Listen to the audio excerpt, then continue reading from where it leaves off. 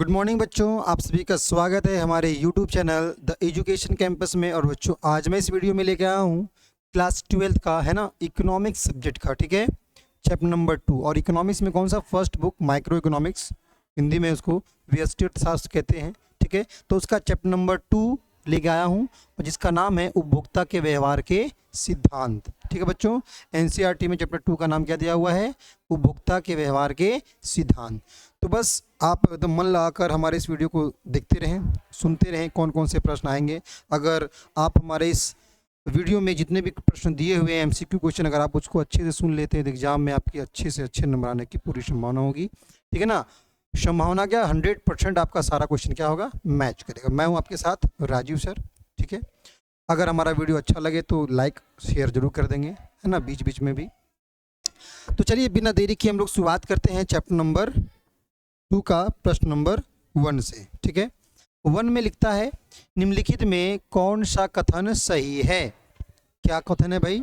कथन में पूछा जा रहा है कि उपभोक्ता का अर्थ आवश्यकता को संतुष्ट करने की क्या है? शक्ति है। ऑप्शन नंबर 2 कहता है उपयोगिता इच्छा की तीव्रता का फलन है। और 3 में दिया हुआ है वस्तु के उपभोग की इच्छा उपयोगिता को क्या करती है? जन्म देती है। यानी तीनों पॉइंट क्या है? ये बिल्कुल सही है। तो इसका सही जवाब क्या होगा? ऑप्शन नंबर 4, उपरोक्त सभी। प्रश्न नंबर 2 पे चलेंगे। 2 में कहता है उपयोगिता का क्रमवाचक दृष्टिकोण निम्नलिखित में से किसने प्रस्तुत किया है ना? तो उपयोगिता का जो क्रमवाचक दृष्टिकोण है वो किसने प्रस्तुत किया है? तो इसका सही जवाब होगा बच्चों ऑप्शन नंबर 3, प्रोफेसर हिक्स ने किया है। प्रश्न नंबर 3 की ओर चलेंगे। 3 में कहता है उपयोगिता का गणनावाचक, देखिए ये था क्रमवाचक और ये क्या है?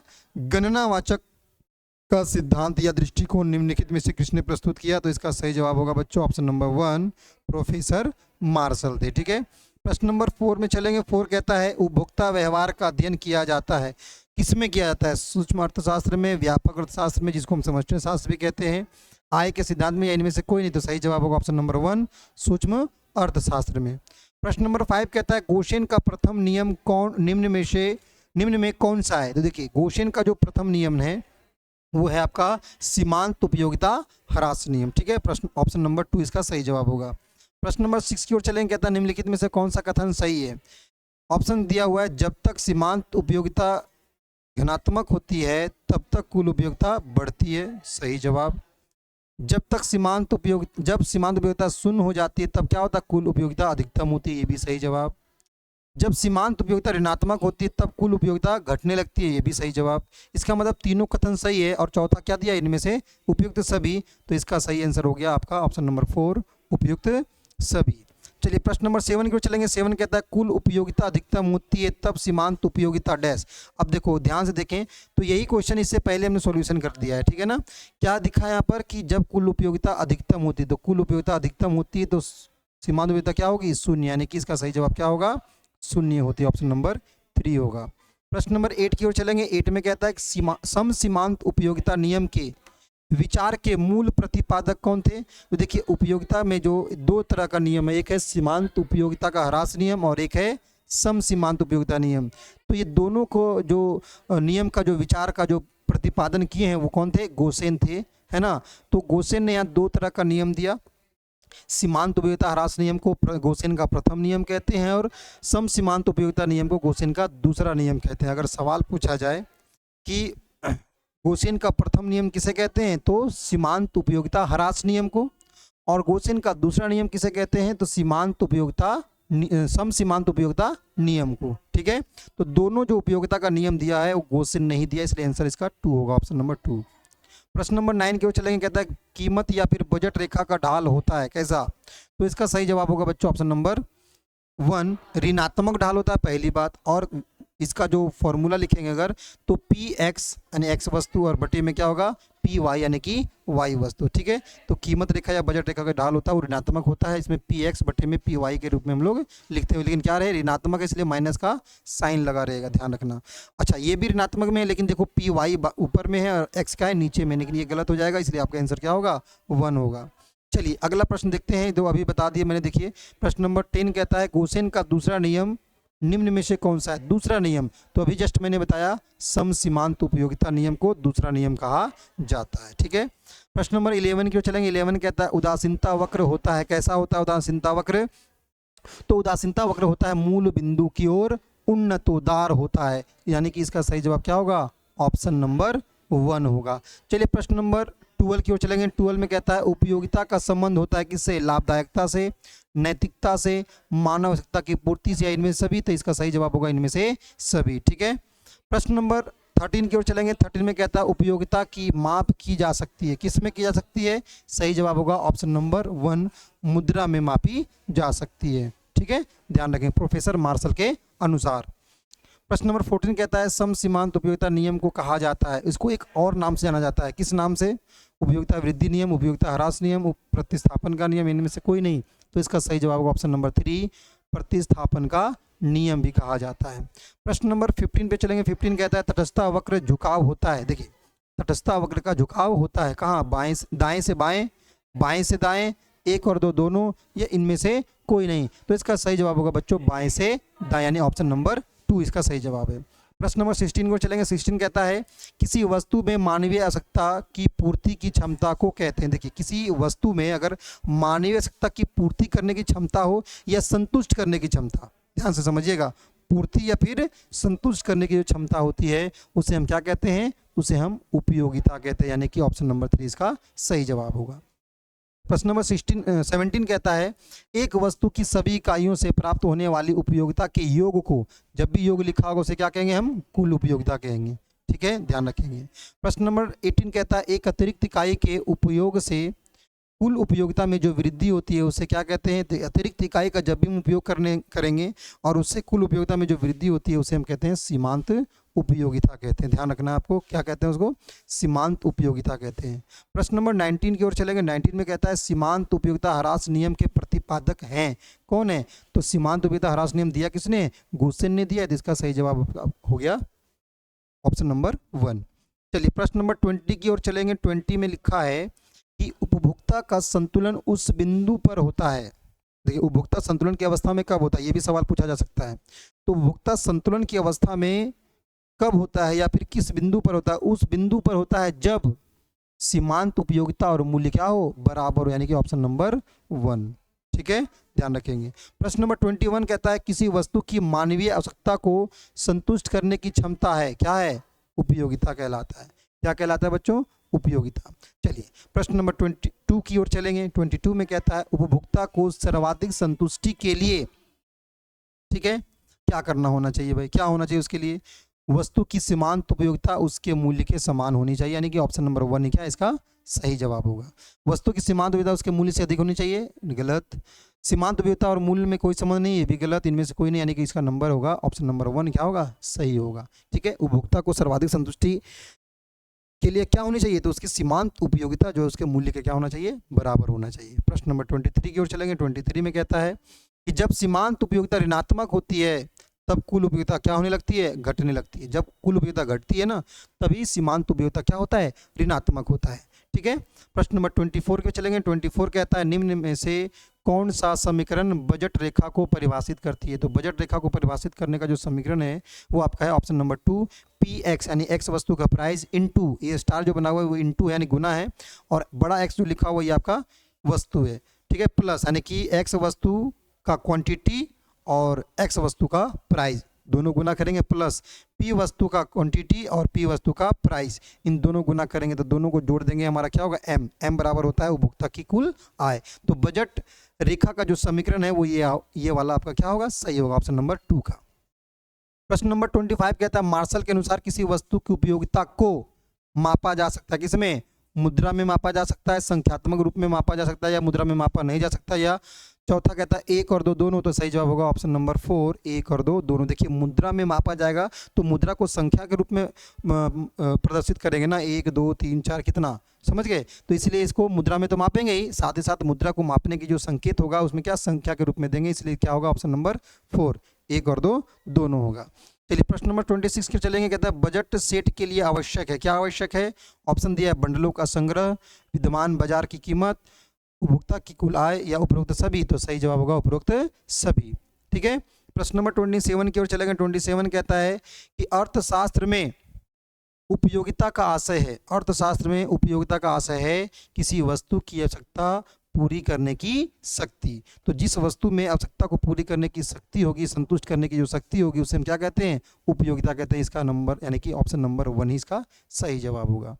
प्रश्न नंबर 28 की ओर चलेंगे। 28 में कहता है कि मांग में कौन सा तत्व निहित तो होना आवश्यक है? तो वस्तु की इच्छा, बिल्कुल सही जवाब। एक निश्चित मूल्य, बिल्कुल सही जवाब। साधन व्यय करने की तत्परता, सही जवाब, यानी कि ऑप्शन नंबर 4 इसका सही होगा, उपरोक्त सभी। प्रश्न नंबर 29 कहता है मांग वक्र का सामान्यतः ढाल होता है बाएं से दाएं ऊपर की ओर, बाएं से दाएं नीचे की ओर, एक्स अक्ष के समानांतर या फिर लंबवत। तो इसका सही जवाब होगा बच्चों ऑप्शन नंबर 2, बाएं से दाएं नीचे की ओर। ठीक है, बाएं से दाएं नीचे की ओर होती है। चलिए प्रश्न नंबर 30 पे चलेंगे। 30 कहता है किस प्रकार की वस्तुओं के मूल्य में कमी होने से मांग में वृद्धि नहीं होती है? तो इसका सही जवाब होगा बच्चों ऑप्शन नंबर 1, अनिवार्य वस्तुओं के मूल्य में कमी अगर हो जाए तो भी उसके मांग में वृद्धि नहीं हो सकती है। ठीक है, अनिवार्य वस्तुओं में जैसे कि नमक, माचिस, ये सभी अनिवार्य वस्तुएं हैं। कीमत बढ़े या घटे, उसकी मूल्य में बढ़ने और घटने से मांग में कोई परिवर्तन नहीं होता है। ठीक है, प्रश्न नंबर 31 पे चलेंगे। 31 कहता है मांग को प्रभावित करने वाले तत्व निम्नलिखित में कौन से हैं? ऑप्शन दिया है कीमत, आय में परिवर्तन, उपभोक्ता की रुचि या उपयुक्त सभी। तो सही जवाब होगा उपयुक्त सभी।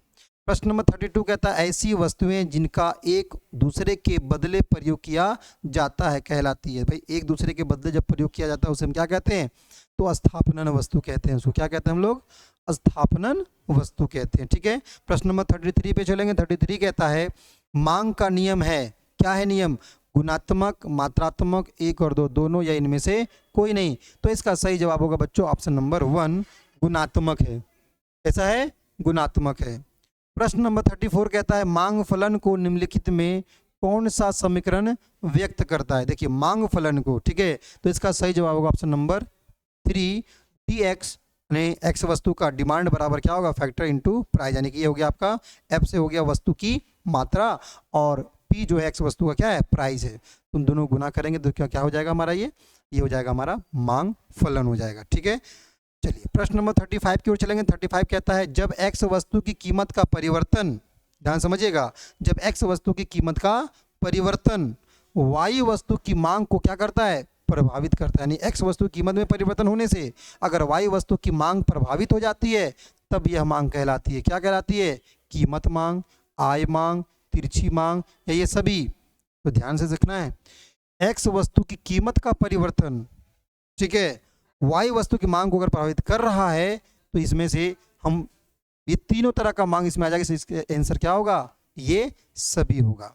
प्रश्न नंबर 36 कहता है सामान्य वस्तुओं के लिए मांग का नियम, सामान्य वस्तुओं के लिए मांग का नियम वस्तु की कीमत एवं वस्तु की मांग के बीच व्यक्त करता है। कैसा? सीधे संबंध को, घनात्मक संबंध को, विपरीत संबंध को या इनमें से कोई नहीं। तो मांग में खासकर देखेंगे, मांग के नियम में वस्तु के कीमत और वस्तु की मांग के बीच जो संबंध होता है वो होता है हमेशा विपरीत संबंध होता है। इसलिए ऑप्शन नंबर 3 इसका सही जवाब होगा। प्रश्न नंबर 37 कहता है मांग में कमी के निम्नलिखित में कौन से कारण हैं? तो मांग में कमी के कारण है, ऑप्शन दिया है आय में कमी, सही जवाब। क्रेताओं की संख्या में कमी, ये भी सही जवाब। उपभोक्ता की रुचि में कमी, ये भी सही जवाब, यानी कि इनमें से सभी। ऑप्शन नंबर 4 इसका सही होगा। प्रश्न नंबर 38 कहता है कॉफी के मूल्य में वृद्धि होने से चाय की मांग क्या होगी? देखिए कॉफी की अगर मूल्य बढ़ती है, कॉफी और चाय कौन है? प्रतिस्थापन वस्तु है, ठीक है, स्थापन वस्तुएं हैं। अगर कॉफी के मूल्य में वृद्धि हुई तो कॉफी को नहीं खरीदेंगे सब, बल्कि किसको खरीदेंगे? चाय को खरीदेंगे। तो चाय की मांग क्या होती है? बढ़ती है। चाय की मांग क्या होती है? बढ़ती है, ध्यान रखेंगे। प्रश्न नंबर 39 कहता है मांग में संकुचन तब होता है, कब होता है भाई? जब कीमत बढ़ती है और मांग घटती है ना। आधा मांग का नियम यहाँ पे लागू हो गया। कीमत बढ़ने से जब मांग घटे तो संकुचन, और कीमत घटने से अगर मांग बढ़े तो क्या होता है? विस्तार होता है। इसलिए ऑप्शन नंबर 1 इसका सही जवाब होगा। प्रश्न नंबर 40 कहता है निम्नलिखित में से किसके परिवर्तन से मांग में परिवर्तन नहीं होता है? ध्यान समझिएगा, तो मूल्य में परिवर्तन होने से तो मांग में परिवर्तन होता है, आय में परिवर्तन होने से हमारा मांग में परिवर्तन होता है, रुचि एवं फैशन में परिवर्तन होने से भी हमारा मांग में परिवर्तन होता है, और चौथा दिया इनमें से कोई नहीं। तो इसका सही जवाब क्या होगा? इनमें से कोई नहीं। इसमें जो 3 ऑप्शन दिए हुए उससे क्या होता है? इन सभी में मूल्य में, आय में, रुचि और फैशन में परिवर्तन होने से मांग में परिवर्तन होता है। लेकिन चौथा ऑप्शन ऐसा नहीं है जिसके वजह से मांग में परिवर्तन नहीं होता हो। तो यहाँ लिख दिया इनमें से कोई नहीं। तो सही जवाब ऑप्शन नंबर 4 होगा। प्रश्न नंबर 41 कहता है मूल्य वृद्धि से विभिन्न वस्तुओं की मांग क्या होती है? तो जब मूल्य वृद्धि होती है किसी भी वस्तु की, अगर मूल्य वृद्धि होती है, वही कैसी वस्तुओं की? विभिन्न वस्तुओं की। कैसी वस्तुओं की? विभिन्न वस्तुओं की। तो जब विभिन्न वस्तुओं की मूल्य में वृद्धि होती है तो उसकी मांग भी क्या होती है? बढ़ जाती है। यानी कि विभिन्न वस्तुओं पर मांग का नियम लागू नहीं होता है, ठीक है ना। कीमत बढ़ने से उसकी मांग बढ़ जाती है, कीमत घटने से उसकी आय भी घट जाती है। प्रश्न नंबर 42 कहता है किसी सामान्य वस्तु के मांग वक्र का ढाल होता है। देखिए, सामान्य वस्तु का मांग का वक्र का ढाल हमेशा कैसा होता है? तो मांग का वक्र हमेशा कैसा होता है? ढाल ऋणात्मक होता है। ऑप्शन नंबर 1 इसका सही जवाब होगा। प्रश्न नंबर 33 कहता है आय बढ़ने पर उपभोक्ता किन वस्तुओं की मांग घटा देता है? तो जैसे ही आय बढ़ेगा ना, उपभोक्ता क्या करता है? अपनी मांग घटाता है। इनमें से किसमें से? तो बोलेंगे विभिन्न वस्तुओं की मांग क्या करता है? वो घटा देता है। कैसी? विभिन्न वस्तुओं की मांग घटा देता है। चलिए प्रश्न नंबर 44 पे चलेंगे। 44 कहता है मांग में परिवर्तन का निम्नलिखित में कौन सा कारण है? तो मांग में परिवर्तन का कारण देखिए, अगर आय, उपभोक्ता की आय में परिवर्तन है तो मांग में परिवर्तन हो जाएगा। संबंधित वस्तुओं की कीमत में परिवर्तन है तो भी मांग में परिवर्तन हो जाएगा। जनसंख्या बढ़ जाएगा तो भी मांग में परिवर्तन हो जाएगा। तो इसका सही जवाब होगा ऑप्शन नंबर 4 इनमें से सभी। प्रश्न नंबर 45 कहता है एक वस्तु की मांग वक्र, देख सकते हैं आप, डी से खिसक, यानी डी ये मांग वक्र है, खिसक कर कहाँ पहुंच गया? ये डी यानी छोटा डी जो लिखा हुआ है ना, यहाँ तक पहुंच जाता है। तो इसका खिसकाव का कारण क्या कारण है भाई? वस्तु की कीमत कम हो सकता है। देखिए, अगर ये देखें, ये लाइन जा रहा है, ये कीमत का लाइन है, कीमत में तो परिवर्तन नहीं है, ठीक है, तो कीमत तो स्थिर है। वस्तु की कीमत बढ़ना हो सकता है, तो ना तो कीमत कम होना ना कीमत बढ़ना, ये दोनों होगा नहीं। प्रतिस्थापन वस्तु कीमत बढ़ना हो सकता है या पूरक वस्तु कीमत बढ़ना हो सकता है। तो सही जवाब होगा प्रतिस्थापन वस्तु की कीमत बढ़ने से, ठीक है। जैसे अगर हम कहें ना कि कॉफ़ी की कीमत बढ़ता है तो चाय की मांग क्या होगी? बढ़ जाएगी। वही हाल है यहाँ पर। ये चाय का ग्राफ अगर मान लें इसको, तो प्रतिस्थापन वस्तु की कीमत बढ़ने से इस चाय की मांग क्या होती है? बढ़ जाती है, ठीक है। ये मांग में वृद्धि को क्या कर रहा है? दर्शा रहा है। लेकिन इसका सही जवाब क्या होगा? Option number 3। प्रश्न नंबर 46 कहता है कि पेट्रोल की कीमत बढ़ जाने पर कार की मांग वक्र खिसक जाता है। देखिए, पेट्रोल की कीमत जब भी बढ़ेगी तो कार की मांग का जो मांग वक्र है वो खिसक जाएगा। कहाँ? बाईं तरफ, ठीक है। ये इस तरह से होता है ना, तो ये बाईं तरफ हमेशा क्या होगा? खिसक जाएगा, इस ओर खिसक जाएगा, ठीक है। चलिए आगे बढ़ते हैं हम लोग प्रश्न नंबर 47 की ओर। 47 में कहता है मांग की लोच है, क्या है? गुणात्मक कथन, मात्रात्मक कथन, 1 और 2 दोनों, या इनमें से कोई नहीं। तो इसका सही जवाब होगा बच्चों ऑप्शन नंबर 2 मात्रात्मक कथन है, ठीक है। प्रश्न नंबर 48 कहता है मांग की लोच को मापने का सूत्र निम्नलिखित में से कौन सा है? तो इसका सही जवाब होगा मांगी गई मात्रा में अनुपातिक परिवर्तन बटे में कीमत में अनुपातिक परिवर्तन, ठीक है। ध्यान रखेंगे, मांग की गई मात्रा में अनुपातिक परिवर्तन और बटे में अनुपातिक परिवर्तन। चलिए प्रश्न नंबर 49 पे चलेंगे। 49 कहता है विभिन्न वस्तुओं के लिए कीमत मांग की लोच होती है। तो विभिन्न वस्तुओं के लिए कीमत मांग की लोच कैसी होगी? तो इसका सही जवाब होगा घनात्मक होगी। कैसी होगी? घनात्मक, क्योंकि अगर कीमत बढ़ेगी तो मांग भी बढ़ेगा, कीमत घटेगी तो मांग भी घटेगा, ठीक है, विभिन्न वस्तुओं के लिए।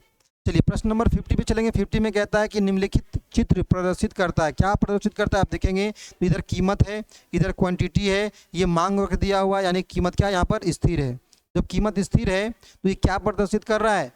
पूर्णतया लोचदार मांग। क्या प्रदर्शित कर रहा है ये? पूर्णतया लोचदार मांग, यानी कि सही जवाब होगा ऑप्शन नंबर 2।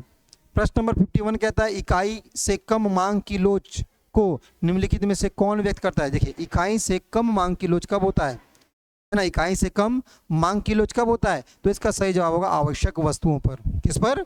आवश्यक वस्तुओं पर। प्रश्न नंबर 52 कहता है मांग की लोच का माप निम्नलिखित में से किस विधि से किया जाता है? कुल व्यय रीति से, प्रतिशत या अनुपातिक रीति से, बिंदु रीति या विधि से, उपयुक्त सभी। तो इसका जवाब होगा इनमें से सभी। चलिए प्रश्न नंबर 53 कहता है निम्नलिखित उदाहरण में कीमत लोच क्या है?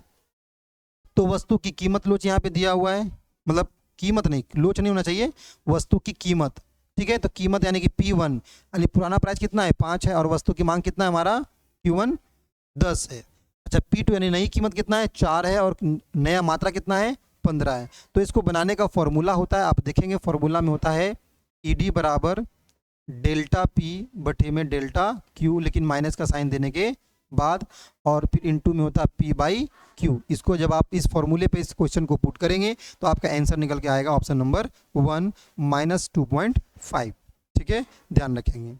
चलिए प्रश्न नंबर 54 पे चलेंगे। कहता है मांग की लोच मापने के लिए प्रतिशत या अनुपातिक रीति का प्रतिपादन किसने किया? तो इसका सही जवाब होगा प्रोफेसर फ्लक्स ने किया था। मांग की लोच को मापन करने की जो प्रतिशत या अनुपातिक रीति विधि जो है, या रीति कह लो या विधि कह लो, इसका प्रतिपादन किसने किया? तो प्रोफेसर फ्लक्स ने किया था।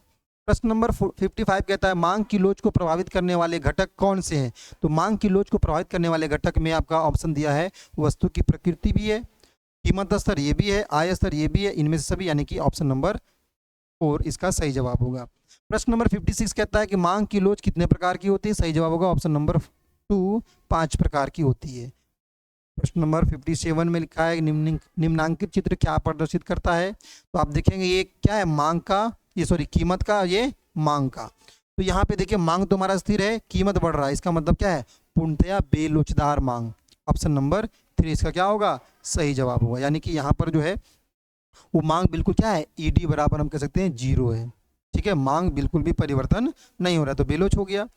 प्रश्न नंबर 58 कहता है आवश्यक वस्तुओं की मांग की लोच होती है। तो इसका सही जवाब होगा, देखिए आवश्यक वस्तुओं की मांग की लोच हमेशा कैसी होती है? शून्य होती है। देखो यहाँ पे वही बात आ गया ना कि प्राइस बढ़े या प्राइस घटे, इसकी मांग में कोई परिवर्तन नहीं होता, तो वो कौन सी वस्तु होती है? तो हमेशा आवश्यक वस्तुएं होती है। ठीक है ना, ऐसी वस्तुएं आवश्यक वस्तुएं। चलिए प्रश्न नंबर 59 कहता है कि निम्नलिखित मांग की कीमत लोच से अभिप्राय है ना। 59 क्वेश्चन क्या कहता है? मांग की लोच से अभिप्राय है तो कीमत में परिवर्तन के कारण मांग में परिवर्तन, यही क्या है? इसका अभिप्राय, यानी ऑप्शन नंबर 1 इसका सही जवाब है। और प्रश्न नंबर 60 कहता है यदि किसी वस्तु के मूल्य में 40% है ना, मूल्य में क्या है 40% परिवर्तन के कारण मांग में कितना परिवर्तन हो रहा है? 60% परिवर्तन हो तो मांग की लोच क्या होगी? तो सिंपल सा इसका फॉर्मूला भाई ED बराबर होगा है ना डेल्टा Q, यानी कि मांग में प्रतिशत परिवर्तन, और बचे में डेल्टा P यानी कि कीमत में प्रतिशत परिवर्तन। ऑलरेडी आपके पास प्रतिशत में दिया हुआ है, ये 60% और ये 40% है। अगर आप इसको काटेंगे तो 4 एकम 4 बचे कितना? 2 पॉइंट लगाएंगे, 0 लगाएंगे, 2 हो जाए 20, 4 5 20, यानी कि 1.4, और चूंकि माइनस रहता है इसमें साइन में तो यहाँ क्या लगा देंगे? माइनस लगा देंगे, यानी इसका सही जवाब हो गया ऑप्शन नंबर 2 -1.5। तो मांग की लोच हमारा कितना हो गया? Option number 2 -1.5। क्लियर है? तो बच्चों यहाँ पर हमने चैप्टर नंबर 2 से 60 प्रश्न लिया, 60 प्रश्न से जो भी मैंने प्रश्न बताया है वो सारे प्रश्न बहुत ही महत्वपूर्ण है, एग्जाम में आने की 100% संभावना है। आप इस वीडियो को एक एक करके क्वेश्चन को अच्छे से पढ़ लेंगे, इस वीडियो को अच्छे से देख लेंगे, हो सके तो 2-3 बार देख लें ताकि आपकी तैयारी अच्छे से हो सके। ठीक है ना। अगर ये वीडियो अच्छा लगा हो तो हमारे वीडियो को जरूर से जरूर लाइक करें और अपने दोस्तों के पास शेयर करें ताकि वो भी अपने एग्जाम की तैयारी कर सके। मिलेंगे नेक्स्ट वीडियो में एक नए चैप्टर के साथ, तब तक मन लगाकर आप लोग पढ़ते रहें।